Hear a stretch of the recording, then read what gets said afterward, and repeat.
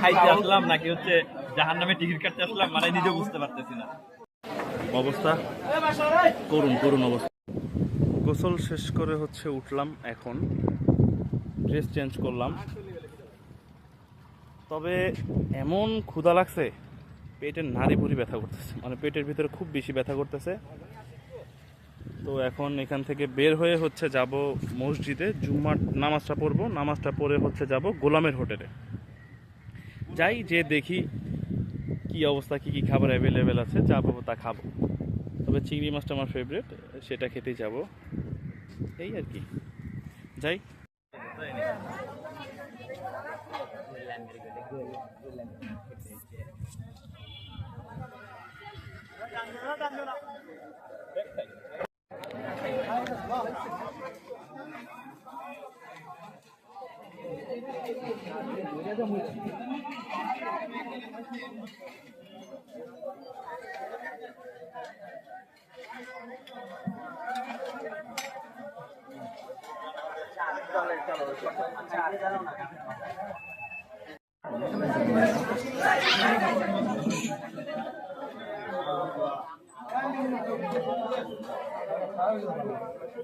আসছিলাম হচ্ছে গোলামের হোটেলে, যে পরিস্থিতি, এত গরম, উপরে কোনো ফ্যান নাই,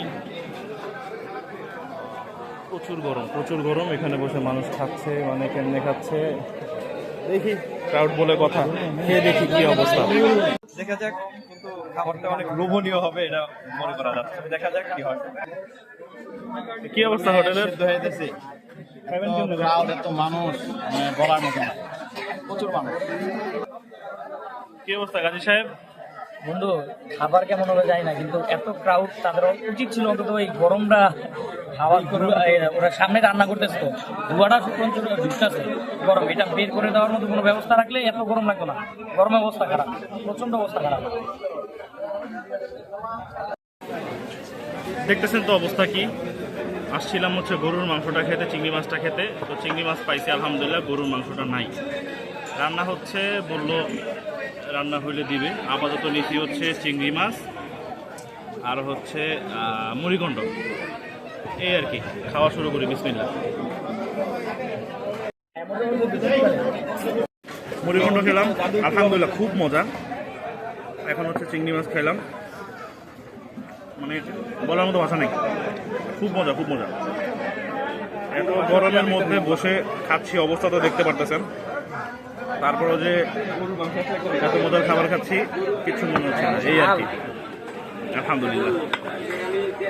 অবশেষে